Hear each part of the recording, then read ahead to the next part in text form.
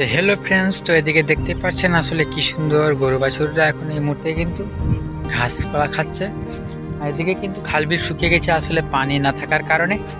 তো এখানে কিন্তু পানি না থাকার কারণে কিন্তু শুকিয়ে গেছে, আসলে কিন্তু পানি নেই বলে আসলে শুকিয়ে গেছে। তো আপনারা দেখতেই পাচ্ছেন, এই যে দেখতে পাচ্ছেন আসলে এখানে কিন্তু শুকিয়ে গেছে একবারে, আর বড় বড় মাটিগুলো আসলে ফেটে গেছে।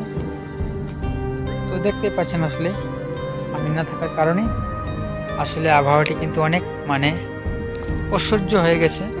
তো আসলে কি বলবো জানি যে কোনোভাবে ভালো লাগছে না। আসলে ঘাসগুলো সব কিছু কিন্তু মরে গেছে, গাছপালা কিন্তু অনেক শান্তিতে নেই, কেননা বৃষ্টিপাত হচ্ছে না বলে কিন্তু অনেক সমস্যা একটি।